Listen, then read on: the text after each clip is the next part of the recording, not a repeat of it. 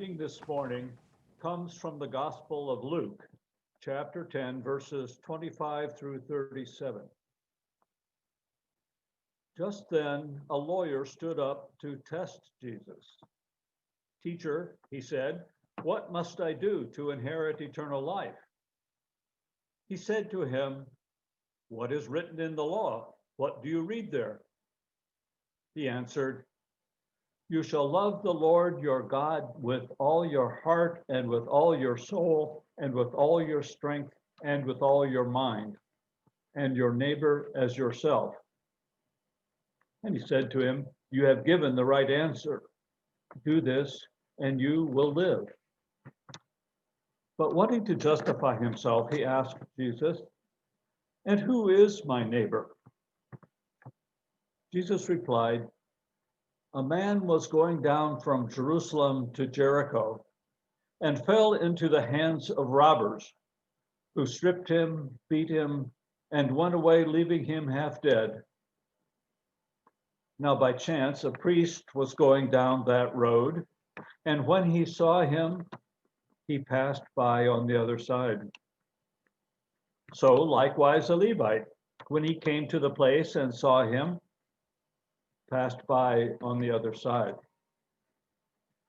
But a Samaritan, while traveling, came near him, and when he saw him, he was moved with pity.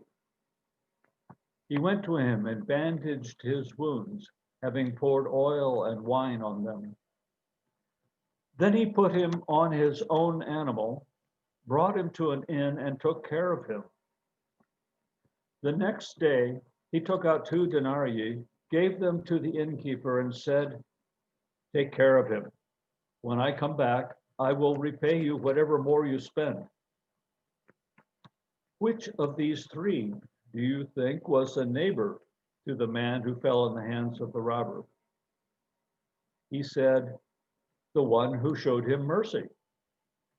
Jesus said to him, "Go and do likewise." God is still speaking. Let us listen with open hearts and souls and minds. I bring you greetings from the Southern New England Conference and your Bridge Conference ministers, the Reverend Marilyn Kendricks and Don Remick. And I'm grateful for the opportunity to be in worship with you today, especially amidst our current climate. And so I thank you, Jocelyn, for the invitation. Let us pray. Giver of life and every good gift, help us to hear an old story in a new way, with open ears and open hearts. With your eyes, may we see ourselves and each other. Challenge us, disrupt us, afflict us. Speak, Lord, for your beloved children are listening. Amen. May 23rd, 1994, I started my new job as a claim rep for State Farm Insurance Company. Based in Bowling Green, Kentucky, which I affectionately called Boring Green, I worked in auto claims and handled the personal injury protection coverage. In layperson's terms, that means that if someone was in an auto accident, I was the person who paid their medical bills, lost wages, and survivor's benefits if the accident was fatal. And as part of my indoctrination into the State Farm way of life, I had to attend claim school. So I went away to Bloomington, Illinois for 3 weeks of claim school. And during those 3 weeks, I attended training sessions at the company's headquarters that lasted all day, met new colleagues from across the country, and started learning the company's history.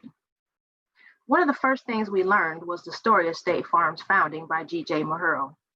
Mahuro founded State Farm in 1922, and his goal was simple: offer competitive prices and be there for neighbors when trouble struck. That's how they gained their reputation for being good neighbors. Being there was synonymous with good neighbor. How many of you can remember that catchy jingle they had? See some nodding. I'm glad you remember, because trust me, you don't want to hear me sing it. Guided by the founder's vision, State Farm's continued mission is to be the first and the best choice in the products and services they provide. That's pretty ambitious. Not just an ambitious mission, it's a code of conduct of sorts for employees. To say that you aspire to be the first choice that people think of when they need help and to outdo the competition when providing service means that everything the company says and does has to answer the question of whether it helps State Farm be the first and the best choice. They have a code of conduct. They have a code of conduct, and so do we as followers of Jesus. Our founder, if you will, put it this way: love God, love self, love neighbor. It's as simple and as challenging as that. Everything else we do as disciples hangs on these commandments, according to the version of this story in Matthew. In the Luke text for today, Jesus is recorded as telling the lawyer that loving God, loving oneself, and loving one's neighbor are the standards by which we measure how well we live. Therefore, to love is to act. To love is to live. Loving is to be a way of life for the disciple. It's not something that we do once and get to check off our to-do list. And it's within this context that the lawyer says, wait a minute, Jesus, love God, check, love self, check, love neighbor. Hold up. Now, when you say neighbor, you mean all of them? All of them all the time? Now, I don't know that I would have been looking for a loophole with Jesus on this, but this lawyer asked the question. And I can understand, can you? I mean, I've had some neighbors whose behavior left me with some less than neighborly thoughts and feelings. Can I just tell the truth? There was the neighbor who tried to keep my package when it was mistakenly delivered to his house. He had opened it and everything. There was the neighbor who parked his car in my assigned parking spot. And there was the one who smoked so much weed and cigarettes that my den smelled like I smoked weed and cigarettes. There was a neighbor who ran his dogs around his apartment so loudly that it sounded like wild stallions lived next door to me. That same neighbor bounced a tennis ball off his bedroom wall at night, preventing me from sleeping. So I can see why this lawyer might have wondered how far Jesus wanted him to take this love your neighbor thing. And instead of just answering simply, he decided to tell a story called a parable. And if we spent any time in church, we probably heard this story told. Some of us have probably told it ourselves. The story goes that there was a guy, a random person from what we could tell, who was on his way to Jericho and was robbed, stripped, and beaten, and then left for dead. A priest was going down the road and saw the person and crossed the road as he kept walking. Later, a Levite came walking by and saw the person and crossed the road too. But the Samaritan, instead of widening the distance between them, closed the distance. He came near. Then he saw him. It was his seeing him that resulted in his being moved, and it was his being moved that led him to act.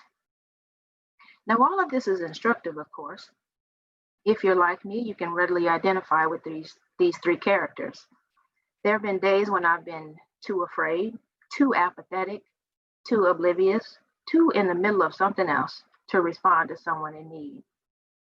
I'm sure there are times we haven't even noticed the person in need, let alone responded. Despite our reasons or our reservations, God expects us to notice and to act. And the Samaritan gives us a good example of what most of us do on our good days or in our better moments. The first thing I notice about the telling of the Samaritan's part of the story is that he came near to the guy in need. I'll admit that my first instinct isn't to get closer. I'm not like the firefighter or the police officer rushing in when there's danger. In those instances, we might be more like the other two who crossed to the other side. Perhaps driven more by our fears and questions than our mercy, we decide to leave the neighborliness to someone else. I can even recall when I did my residency as a chaplain at a major hospital in Chicago. When the pager went off, when I was on call and the pager went off, on my good days, I was like the Samaritan, drawing near, soothing wounds with my words, spending time and other resources tending to and looking after patients and their families. Yet there were other days when the pager went off and I had to go to a wing in the hospital that scared me for one reason or another. I wondered if I was up to the task. I wondered if I could do the things that were required of me. Fortunately, my obligation outweighed my doubts and I went to where I'd been called. I certainly understand our humanly inclinations to hesitate. As a woman, if I saw a guy stranded on the side of the road, my willingness to be neighborly would certainly be in question. Add the guy's race, time of day or night, and appearance to the equation, and I'm looking more like the priest and the Levite by the seconds. I understand the inclination to some extent to hesitate, to refuse, to opt out, to sit on the sidelines, to ignore. And yet I know the neighborliness isn't defined by the who in the scenario, but by the what that needs to be done. The better question we might ask ourselves is, whose neighbor am I? In so doing, we rightly locate ourselves as the actor, as the one whose very existence is grounded in loving everyone, regardless of who they are. In other words, we love them not because of who they are, but because of who we are, because of whose we are. We love them because we know the ethical demand placed on us. We love because we understand that to love one's neighbor is to love God, and to love God is to love one's neighbor. Despite our commands to love, loving is made more complicated by things like stereotypes. Psychologists define stereotypes as images, ideas, and traits that we associate with groups of people. They're structures in our mind, and we all do it. For instance, when I say the word Southerner, you probably get an image in your mind of what that means to you. The trouble with stereotypes is that they often aren't based on our actual experiences with people from that particular group. People also commonly use stereotypes to fill in details about people who are not members of their in-group, and when they're not motivated to get to know people on a more personal basis. And what happens is that we apply these stereotypes that we have for a group of people to encounters with any person from that group. And people generally see others as members of groups before responding to them as individuals. Why is this important? In an article published in 2013, researchers who studied what's known as the racial empathy gap showed a group of white participants a video clip of a needle or eraser touching someone's skin and measured their reactions. Now, typically when we see someone in pain, it triggers the same network in our brains that's activated when we're personally hurt. They found that people did not respond to the pain of others equally. In this experiment, when viewers saw white people receiving a painful stimulus, they responded more dramatically than they did for Black people. The racial empathy gap helps explain disparities in everything from pain management with doctors to the criminal justice system. It's not just that white people disregard the pain of Black people, for instance. It's as if they think the pain isn't even felt. This impacts our willingness to intervene, to act, to love our neighbor, and yet the command is there. In Luke, the Samaritan is held up as our exemplar. He's the one we should model our behavior after, the text tells us. He's the one who's good because of what he does. As compelling an example as the Samaritan is for us, there's something else here that begs for our attention. Noted scholar of New Testament and Jewish studies at Vanderbilt Divinity School and one of my former professors, A.J. Levine, wrote in her book, Short Stories by Jesus, that what makes the parables mysterious or difficult is that they challenge us to look into the hidden aspects of our own lives, our own values. They bring to the surface unasked questions, and they reveal the answers we've always known, but refuse to acknowledge. Our reaction to them should be one of resistance rather than acceptance. Religion, she says, has been defined as designed to comfort the afflicted and to afflict the comfortable. We do well to think of the parables of Jesus as doing the afflicting. Therefore, if we hear a parable and think, I really like that, or worse, fail to take any challenge, we aren't listening well enough. The truth is that a lot of us Christians hear this familiar story and easily identify with the priest, the Levite, and the Samaritan. We see ourselves, right? We see those values Professor Levine mentions in all their humanly glory. Still, I believe that there's another story that forces us to look at our values, challenges us to rethink what good means or who we think of as good. Taking Professor Levine's words to heart, how might we hear the story if we put ourselves in the position of the person on the side of the road? Imagine that you're in a ditch on the side of a road. You're feeling vulnerable, possibly in physical pain or maybe a bruised ego kind of pain. Your self-confidence might have taken a hit because of what happened. And hello, you're naked. You want somebody to help, and you need help. And the people you might expect to stop and help, like Pastor Jocelyn or Caesar, they just keep walking right on by. But along comes this person, and the person who stops to help you isn't someone you'd necessarily expect. According to Professor Levine, to understand the parable as did its original audience, we need to think of Samaritans less as oppressed benevolent figures and more as the enemy, as those who do the oppressing. From the perspective of the man on the side of the road, Jewish listeners might resist the idea of receiving Samaritan aid, she said. To them, the word good generally wouldn't even be an adjective used to describe a Samaritan. It'd be like calling a murderer good. Remember, there was a long and documented hate between Jews and Samaritans. So to us, the Samaritan is the hero of the story. To Jewish listeners, the Samaritan being characterized in a positive, helpful way was shocking and probably disorienting. For me, it's helpful to think back to those neighbors of mine I mentioned earlier. In my mind, just me, neighbors are respectful of their neighbors and thus quiet. Neighbors park in their own assigned parking spaces. If they smoke weed or cigarettes, they do it so I don't have to smell it in my house. Neighbors are the people you ask to get your mail when you're going to be out of town, not the people who take your packages, open them, and refuse to give them back. Needless to say, I didn't hold these neighbors in high regard.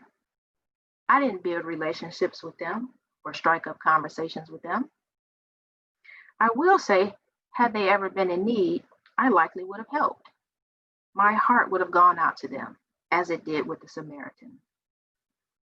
What would have been infinitely more difficult for me would be being on the receiving end of their beneficence.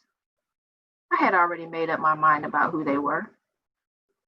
My depiction of them mattered more to me than God's image in them. Being a neighbor is not just about giving. It's also about receiving and being open to trusting.